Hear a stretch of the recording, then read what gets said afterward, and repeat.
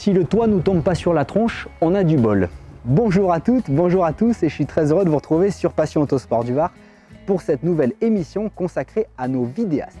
Bon, vous avez vu, hein, l'endroit est encore complètement dingo. Moi j'adore ça, c'est vraiment en raccord avec le thème de nos autos de collection, nos autos anciennes et ça fait limite quand même flipper. Aujourd'hui, 3 invités, dont une petite surprise, je vous la citerai tout à l'heure. On va commencer avec Kevin qui nous vient de la Haute-Savoie. Kevin il va nous présenter une auto qui se fait de plus en plus rare. C'est plus dans le Youngtimer, on est dans les années 90 et Peugeot sort la petite 106. Il y aura une version sportive de cette 106 qui aura la dénomination de XSI. J'en ai possédé une dans les années 2003 si je ne dis pas de bêtises. Cette voiture c'est un petit karting, je me suis régalé avec et je pense que tous les propriétaires de 106 XSI en diront autant. Elle se fait vraiment de plus en plus rare, la cote est en train de monter, donc s'il faut en acheter une les enfants, c'est maintenant ou jamais. Kevin va nous présenter donc cette petite 106 XSI, direction la Haute-Savoie.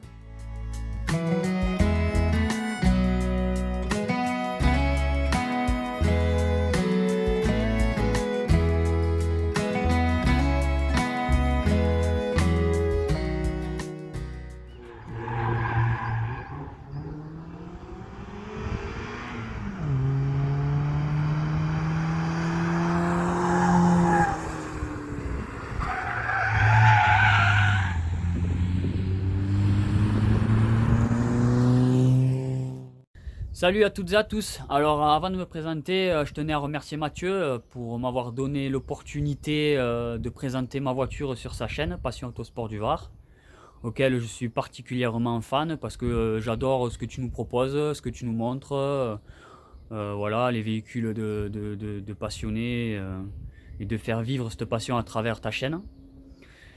Voilà quoi, je te remercie. Donc je vais me présenter, moi je m'appelle Kevin, j'ai 28 ans, j'habite en Haute-Savoie, ça va faire maintenant 3 ans, originaire des Pyrénées-Orientales, fan de l'automobile, du sport auto depuis ma naissance, grâce au papa, voilà, donc particulièrement la marque Peugeot. Voilà, donc d'ailleurs je vais vous présenter ma petite voiture, une 106 XSI, voilà. 106 XSI, 1,4 litre de 1994, 1er avril. Alors voilà, alors oui, désolé aux puristes, elle n'est pas d'origine, hein, voilà, je l'ai mis au goût du jour. Je l'ai fait voilà, à ma sauce. Hein. Moi je l'ai vu entièrement d'origine, mais bon voilà. Alors dessus les modifications, voilà, j'ai refait les liserés en rouge. D'origine, elles sont sorties en noir pour toutes les XSI, hein, sans exception.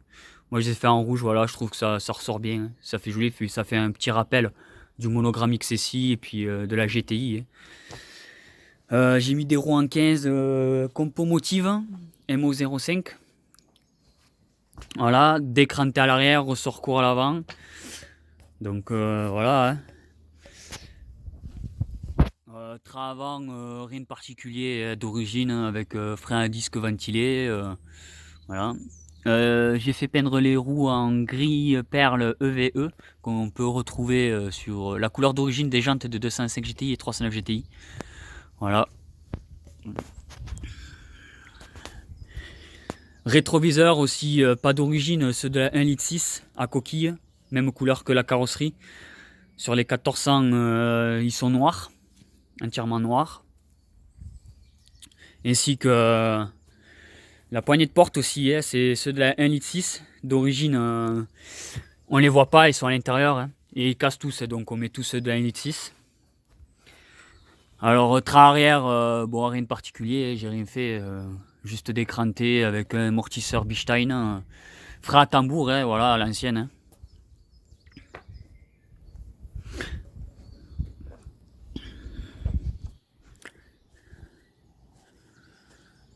Voilà, j'ai mis aussi, j'ai installé une ligne Groupe N en inox complète. Voilà. Alors Decata parce que c'est un modèle, vu qu'elle est de 94, c'est un modèle catalysé. Voilà.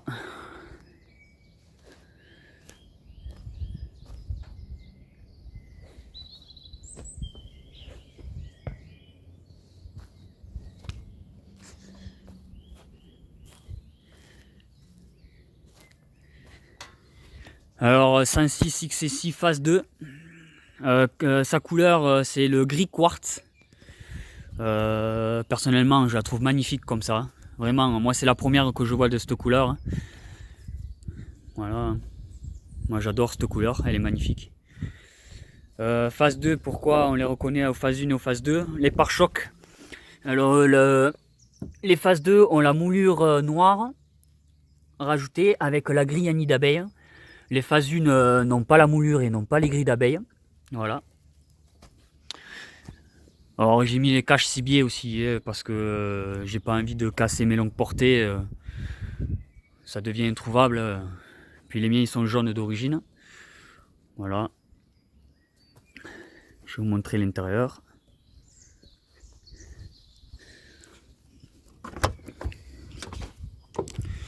Alors voilà, l'intérieur spécifique au 1400 avec tissu bleu et noir, moquette bleue. On peut les trouver aussi avec moquette noire aussi, c'était l'option noir ou bleu. Voilà. Avec option vitre électrique et rétroviseur électrique aussi également. Voilà, c'est une 5 places. Bon, l'intérieur est relativement propre, il n'est pas neuf, mais bon, voilà, la voiture elle arrive presque à ses 30 ans. Hein. Voilà, j'ai mis un petit volant tulipé, pédalier Sparco. Bon, tableau de bord, bon, rien de particulier, voilà, le strict minimum. Hein. Voilà, tout ce qu'il faut pour aller bien, quoi. Hein. Alors voilà, elle a 224 155 km d'origine. Voilà. Puis voilà, le compteur strict minimum aussi, température d'huile, température d'eau, contour, kilométrage et jauge à essence. Voilà, je vais vous montrer la partie mécanique maintenant.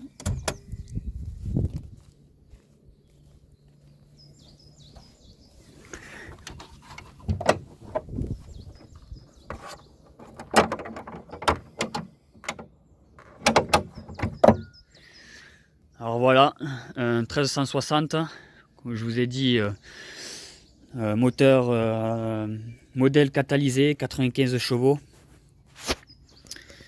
Voilà, boîte BVM5, l'essence carburant 95, hein, mais bon je roule au 98, hein, voilà.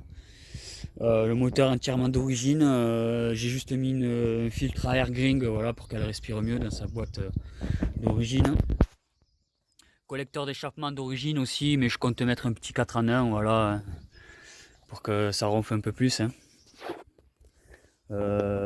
Oui, modèle Kata parce que elle est 94 et que les premières elles sont sorties en juillet 92. Voilà, ça consomme du 8-9 litres à peu près.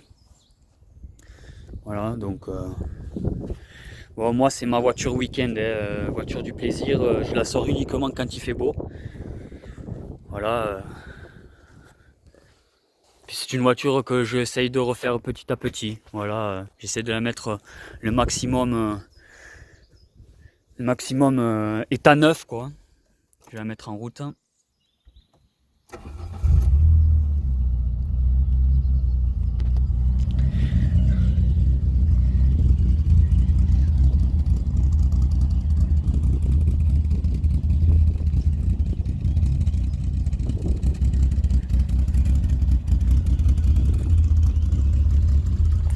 Alors, ça fait 860 kg. Donc c'est léger, ouais, autant dire que voilà, c'est un réel plaisir à conduire. C'est vraiment un petit kart. Moi personnellement je me régale. Hein. C'est vraiment une petite bombinette quoi. Enfin voilà. Bon, en espérant que la vidéo vous aura plu. Et puis voilà. Force et honneur à tout le monde. Et que la passion autosport perdure à tout le monde. Et puis voilà. Bon visionnage à tous. Et puis encore merci à toi Mathieu. Voilà, bye bye. Deuxième invité, c'est la petite surprise dont je vous ai parlé dans l'intro. Eh ben c'est moi, c'est ma petite 205. Alors en fait, vous avez été nombreuses et nombreux à souvent me demander Mathieu, c'est quand que tu nous présentes ta 205 GT? Et j'aurais voulu vous la présenter dans un vrai reportage restauration finie. Et puis ça prend du temps parce que il faut quand même du budget et puis ça tarde. Donc je me suis permis de vous la mettre dans les vidéastes du Passion Autosport du Var pour vous en détailler quelques spécificités. Donc alors elle est loin d'être parfaite puisque je vous dis il y a une carrosserie complète à faire. Alors niveau carrosserie, c'est une peinture, il n'y a pas un pet de rouille sur cette voiture, donc ça c'est un gros avantage. La 205 GT, c'est un modèle qui devient extrêmement rare, c'était un peu la version sportive familiale parce que c'est une 5 portes, elle a été boudée, la 205 5 portes est la mal aimée de toutes les 205 et je peux vous dire qu'en termes de performance, ça envoie quand même du pâté, hein. Le petit carbu, il est là pour faire ronronner les sous-capes, hein, comme on dit. Donc c'est une très bonne voiture. Alors moi c'est une phase 2, donc après le restylage donc du tableau de bord. Elle possède quand même les clignotants jaunes, qui sont arrivés sur la 205 en juillet 1990. La mienne est de 1990, donc il s'est manqué de peu pour qu'elle possède les clignotants blancs. Je vais vous en faire un petit peu le tour tout à l'heure. Donc elle est de juillet 1990 comme je vous l'ai dit. Et elle est atypique parce que vous allez voir que c'est une 205 GT avec un intérieur de XS. C'est pas courant, il y en a eu très peu. D'ailleurs, si vous avez des infos sur ça, je suis vraiment preneur parce que j'essaye de recenser autour de moi des personnes qui auraient la même configuration. Et en fait, il s'avère que je n'arrive pas à en trouver. Donc, sans me vanter, hein, on pourrait dire que j'ai pratiquement le seul exemplaire en France dans cette configuration. Pourtant, elle est arrivée dans les années 92, juste à la fin de production, si je ne dis pas de bêtises, où il lui avait greffé un intérieur de XS. Mais il y en a eu très peu. Et donc, j'aimerais bien essayer d'en recenser, savoir si quelqu'un en a déjà entendu parler. Donc, 1990, sortie de Peugeot Waterloo en Belgique. J'ai la facture d'achat. Elle arrive en 1993 en France. J'ai le rapport de la douane, rapport des mines. J'ai tout l'historique complet. J'ai toutes les cartes grises et tous les contrôles techniques depuis la conception de cette voiture. Donc, pour vous dire, un historique complet. C'est ça qui m'a vraiment plu. Et puis, il y avait quelques travaux à faire dessus. Donc, vous allez voir. Je vais vous montrer les petits détails qu'il faudrait améliorer. Mais sinon, autrement, c'est une voiture plaisir. Quand j'ai acheté cette voiture, donc il y a maintenant 1 an, elle avait 200 000 km et aujourd'hui, elle a 210 000 km. Donc en moins d'1 an, on a parcouru 10 000 km de passion, 10 000 km de plaisir et 10 000 km de régalade. C'est ma voiture de tous les jours. Je vais au travail avec. Quand le week-end, j'ai des petites bricoles à faire à droite à gauche où je peux bouger, je la prends. Donc c'est une voiture qui ne reste pas au garage. D'où son état qui n'est pas encore parfait. Voilà, allez, je vous en fais un petit descriptif rapidement. On va commencer par la face avant. Au niveau de la face avant, il faut savoir que les premières 205 GT sont sorties avec une jupe traditionnelle comme on aurait pu trouver sur une GR ou une SR. Et c'est que dans le restylage qui a dû se faire dans les années 90 où la GT va se voir arriver, donc la jupe identique à la 205 GTI. Alors c'est vrai que quand on la regarde dans le rétroviseur ou qu'on la voit arriver en face, si on ne regarde pas les 5 portes, on se dit punaise, c'est une 205 GTI qu'on a devant nous là. Pour la partie mécanique, donc écoutez, en 1987, Peugeot a mis le moteur TU3S sur leur 205 GT. Donc celle-ci est équipée du moteur TU3S développant 85 chevaux. Alors il est entièrement d'origine, entièrement dans son jus. Juste là, en fait, vous verrez qu'il y a un filtre avec le petit renifleur où il y a un petit cornet. Donc je suis en train de commander le filtre à air parce que j'avais pas toutes les pièces et je vais remettre la boîte à air d'origine d'ici quelques semaines maximum là, parce que c'est en train de me dégueulasser tout le moteur, il y a de l'huile qui pisse partout. Donc voilà, c'est le seul truc qui n'est pas d'origine, mais j'ai toutes les pièces, il manque que le filtre à air et c'est tout bon. Ensuite, en travaux à prévoir dessus, j'ai le joint speed Villebrequin qui pisse un peu, donc du coup je vais le remplacer aussi urgemment. J'aurais peur que ça me bousille la cour à distribution, donc quand je vais en profiter, hein, on va changer avec mon collègue Benoît qui se reconnaîtra tout le kit distri, on repart tout à zéro, tout nickel. Voilà, donc sinon c'est un moteur qui est entièrement dans son jus, jamais bidouillé, il est tout d'origine. Comme je vous disais, il comptabilise 210 000 km et il tourne comme une horloge. Hein. Le petit détail que je vais apporter, je vais faire une entorse à la règle à cette voiture quand elle passera en carrosserie, c'est qu'elle se verra munie d'un capot de 205 automatique. Alors ça, c'est mes goûts perso. Je trouve que le capot de la 205 automatique, ça bodybuilde vachement la face avant de la 205 et puis ça lui cassera aussi ce côté 5 portes qui est un peu boudé dans l'univers de la 205 et ça sera mon petit côté à moi plaisir. Je garderai bien évidemment le capot d'origine. Et puis elle aura aussi des jantes de 205 GTI 1,6 litre qui donneront un petit peu plus de galbe aussi à la voiture pour encore essayer de casser cet effet 5 portes. Et puis je trouve que ça lui allait super bien sur la 205. Donc on va faire une petite entorse à la règle. Niveau carrosserie, hein, je peux vous dire les gars, on rigole pas. Donc elle est vraiment dégueulasse. Enfin, bon, elle est dégueulasse, mais voilà, comme je disais, il n'y a pas de rouille. C'est pas une catastrophe non plus, donc elle va passer en carrosserie, j'espère vraiment à l'automne. J'ai hâte de la revoir dans sa belle robe rouge, ce rouge Vallelunga. Alors sur la partie arrière, donc j'ai fait une petite entorse à la règle, c'est que je lui ai rajouté une jupe arrière de 205 GTI. Donc je trouvais que ça allait super bien sur ma 205. Donc je lui ai rajouté la petite jupe de 205 GTI. Les jantes alu, donc voilà, ça elle est sortie d'usine comme ça, donc hein, c'était marqué sur la facture que j'ai.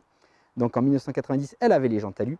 Et il y avait un petit détail sur les 205 GT, c'était les montants de porte. Donc les montants de porte, hop, ils étaient noirs. Donc c'était vraiment le petit détail où on reconnaissait une 205 GT. Voilà, et puis les gros logos GT sur les côtés. Hein.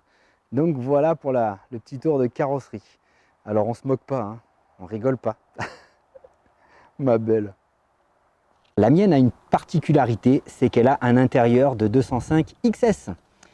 Donc hop, alors on voit bien pour ceux qui croiraient que c'est du mytho, hein, donc on voit que les panneaux de porte arrière, c'est bien le motif de la 205 XS.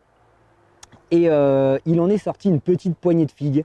Donc j'aimerais bien savoir si on arrivera à les recenser parce que sans prétention, on pourrait presque dire que j'ai un des seuls exemplaires en France à avoir cette configuration sur une 205 GT. Donc j'aimerais bien en avoir d'autres et plus d'informations dessus. Après, ben, l'intérieur, il est vraiment nickel. Le tableau de bord, eh ben, on se rapproche quand même pas mal d'une 205 GTI. Hein. On a une instrumentation qui est quand même relativement complète. Donc il manque quelques manos, hein, mais c'est vraiment très ressemblant à la 205 GTI. Donc le petit volant 3 branches. Alors j'ai du bol, il est en super bel état. J'ai la casquette de compteur, bah, comme pas mal de modèles, hein, qui commence à se fissurer. Mais quand je l'ai acheté il y a un an, eh ben, elle n'était pas fissurée, elle commence maintenant. Donc sinon, voilà, le tableau de bord est en très bel état.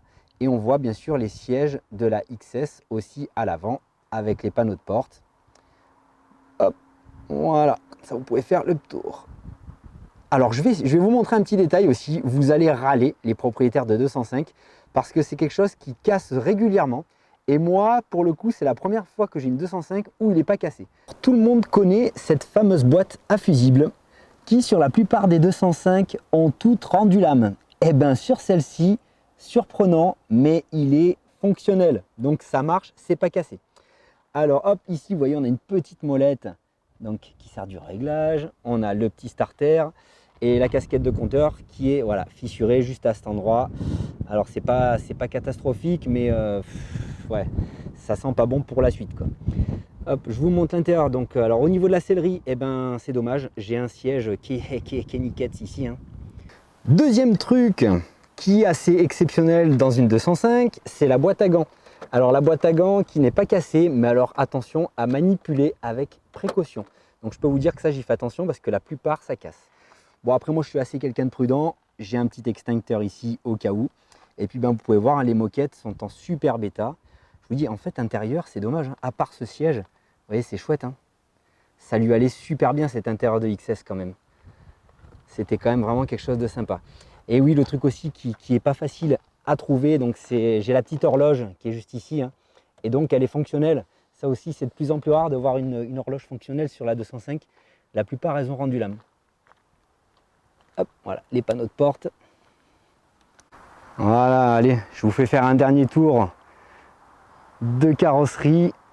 Et comme je vous disais, ben, écoutez, j'espère qu'elle passera en carrosserie à l'automne prochain et que je pourrai vous la présenter dans un reportage plus complet. Et puis qu'elle retrouve sa couleur d'antan, son bon rouge Vallelunga comme on aimait tant. Et puis ben, je vous garantis que c'est une voiture super fiable. C'est une bouille adorable. À conduire, c'est un régal.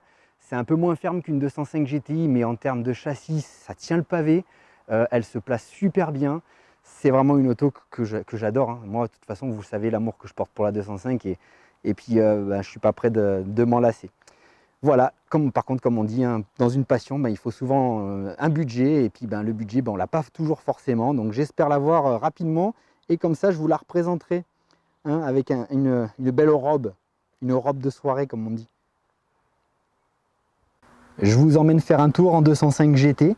Alors regardez ce qui est amusant, c'est au niveau du pare-brise. Donc le pare-brise est d'origine. Hein, et il y avait un petit autocollant en fait qui disait attention, moteur chaud, démarrer, accélérateur au plancher.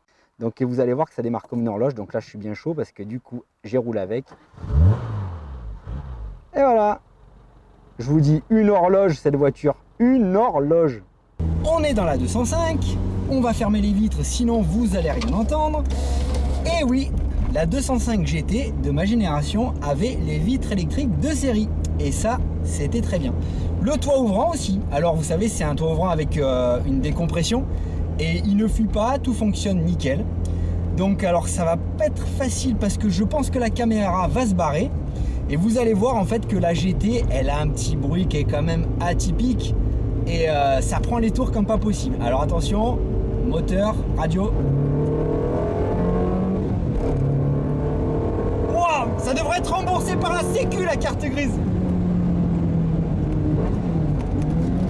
Et ça prend... Oh putain, la caméra s'est barrée. La caméra s'est barrée, voilà. Alors, en termes de train roulant, c'est un peu comme sur les GTI. C'est-à-dire que ben, le cul veut passer devant. Hein. C'était un peu le côté rigolo de la 205. Allez, là, on a un petit virage un peu en dévers. Et là... Hop là, et c'est ça qui est marrant en fait, c'est que cette voiture, elle glisse toute seule quoi. C'est énorme. En fait, elle part du cul comme les 205 GTI. Et le châssis, le train avant, en fait, il rattrape vachement bien là. Oh putain, il rattrape vachement bien en fait le tout. Et elle est équilibrée comme il faut en fait cette voiture. C'est un régal.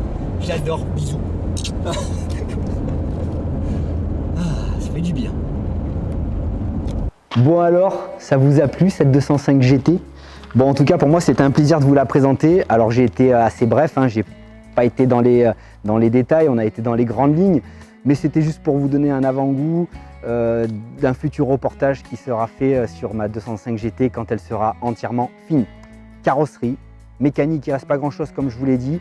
On va la potasser et j'espère que pour l'hiver prochain maximum quand tout est terminé, je vous en fais un reportage de dingo consacré à la 205 GT. Et puis on essaiera même de se ramener une petite GTI rouge si on arrive à en trouver une dans les parages. Allez, on continue cette émission et on va se retrouver avec notre dernier invité. Alors il s'appelle Alain, il nous vient des Yvelines. Et Alain, ça va être notre correspondant du Passion Autosport du Var pour la région de là-haut. Donc du coup, vous allez être amené à le revoir souvent.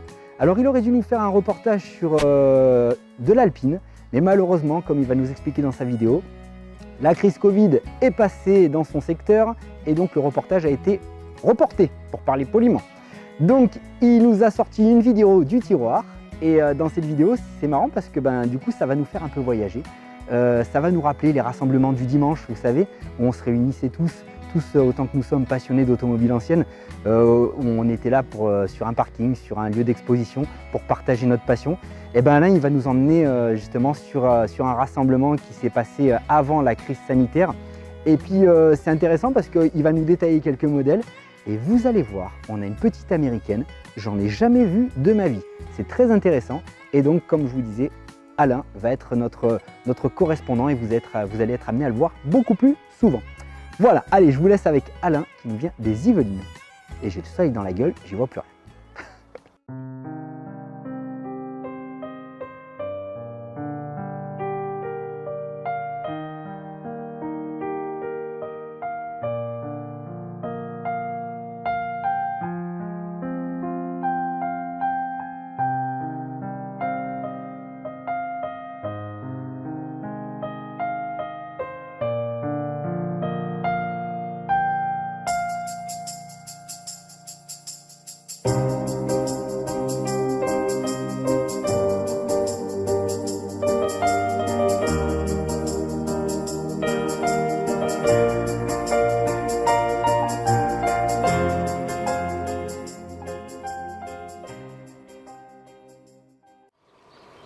Bonjour les amis de Passion Autosport du Var. Moi c'est Alain, passionné de l'image et de voitures anciennes. Aujourd'hui, de l'endroit où je me trouve, un petit peu décalé dans le temps, j'aurais dû vous présenter la voiture d'un copain. un passionné d'alpine en tout genre. Malheureusement, la crise Covid est passée par là et le rendez-vous a été reporté. En attendant, et pour entretenir la flamme entre passionnés, comme on dit, je vous propose de ressortir du tiroir une vidéo que j'avais faite avant la pandémie, lors d'un rassemblement du dimanche matin. Vous savez, le fameux rendez-vous du dimanche matin. Il y en a pour tous les goûts. Je vous laisse regarder, j'espère qu'on aura l'occasion de se retrouver très bientôt. Prenez soin de vous, prenez soin de vos proches. Ciao.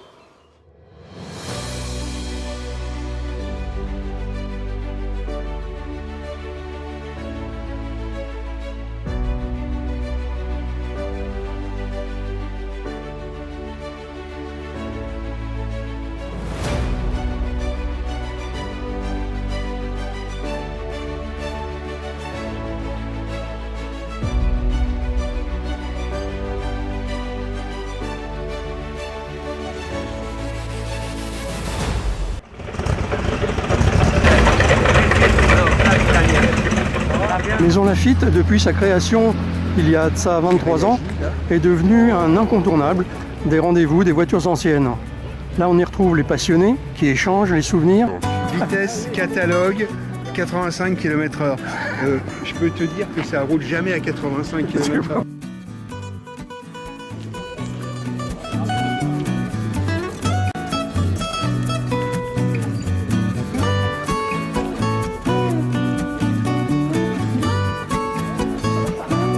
On voit des autos maintenant qu'on avait perdu de vue. Je la trouve magnifique parce que ça me rappelle quand j'étais petite, Voilà. l'intérieur jaune comme ça. Non, c'est des voitures que ma famille a eues.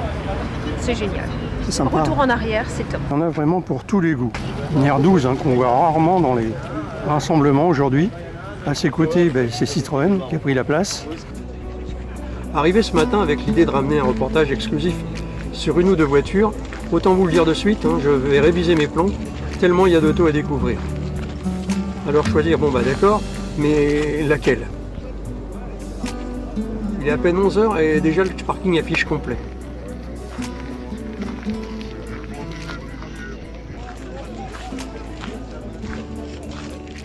Voilà un modèle que je n'avais jamais vu dans les rassemblements d'anciennes. Si on regarde bien sa plaque, il s'agit d'une américaine de marque Nash. Elle est totalement atypique, avec ses roues avant carénées. Ça je connais pas sur d'autres modèles. Et puis ses couleurs bonbons un peu chamallow. Franchement, c'est le genre d'auto qui ne passe pas inaperçu, mais j'ai quand même un peu de mal à m'imaginer à son volant. Je sais pas ce que vous en pensez, mais bon, c'est vrai que c'est une auto vraiment qu'on ne voit nulle part ailleurs, quoi. Si on allait faire un tour du côté du fond du parking, là on n'y a pas mis encore les pieds, et si c'est comme ce qu'on a vu jusqu'à maintenant, je pense qu'on ne devrait pas être déçu du voyage. Et puis il y a un truc aussi que je voulais vous dire, et je pense que vous l'avez remarqué aussi, c'est qu'on peut constater ici qu'on mélange les catégories d'auto. Visuellement c'est super sympa. Il n'y a pas un endroit dédié aux sportives, un autre aux populaires, un autre aux contemporaines, enfin, tout ce petit monde se mélange. À vrai dire, on ne sait plus trop où regarder. C'est ça qui est intéressant. Un peu plus loin, c'est un peu changement d'ambiance, c'est même sûr. C'est le monde des gros cubes. Je vous laisse découvrir et savourer. Le commentaire, on le met de côté.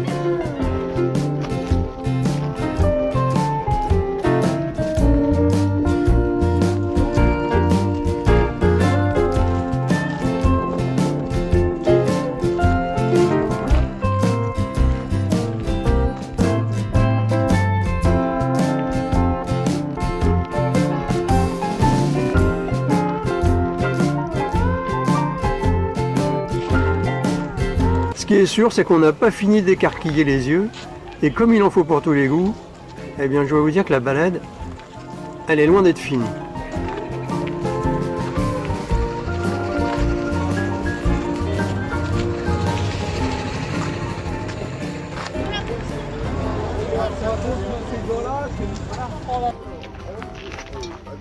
Chez Facom, ils font pas, alors voilà, on est obligé de...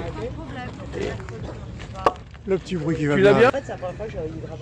Des Renault 6 de nos jours, on n'en voit pas beaucoup dans les réunions et encore moins sur la route. Alors un peu d'histoire, mais quand elle est sortie en 68, l'auto a été présentée comme étant une R16 en plus petit. On dit qu'elle est plus confortable qu'une 4L, plus spacieuse malgré son petit gabarit, équipée d'une banquette arrière repliable et démontable facilement.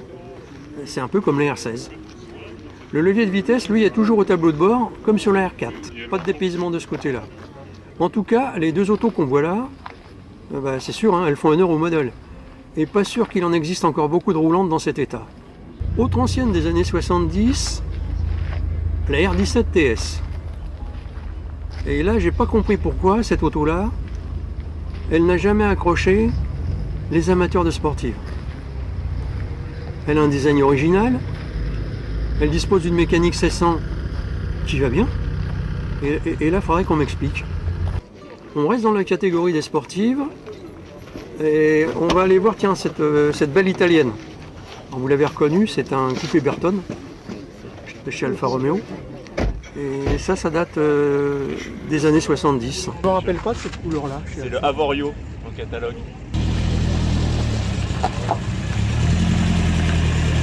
Bon retour, prenez-en soin. Hein.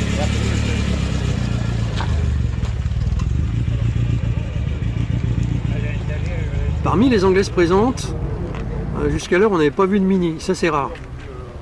Et là, il y en a une.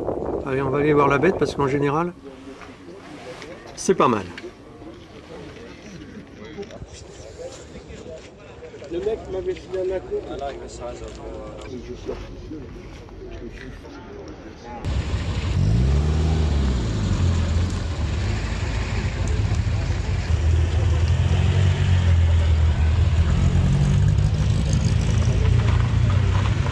Alors que la matinée touche à sa fin et que certains prennent le chemin du retour, j'allais dire déjà, mais il est déjà midi passé, et on va finir de boucler notre tour tranquillement. Et ben bon retour. Bon, au revoir. Tu remarqueras? Ouais, pour faire le... Voilà, au moins une traction qui est utile. C'est vivre. Le reportage touche à sa fin. J'espère que vous aurez passé en ma compagnie un bon moment et qu'on aura l'occasion de se retrouver pour d'autres rendez-vous du dimanche matin dans le département des Yvelines. Prenez du plaisir avec votre auto, prenez-en soin, prenez soin de vous, soyez prudents sur la route, à très vite, ciao.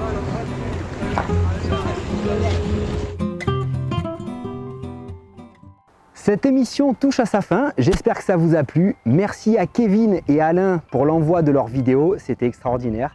Et puis si vous voulez que cette rubrique continue, il n'y a qu'une chose à faire, à vos caméras, à vos téléphones, pour que la rubrique des vidéastes du Passion Autosport du Var ne s'arrête pas. Sur ce, portez-vous bien et je vous dis à très vite pour un nouveau reportage.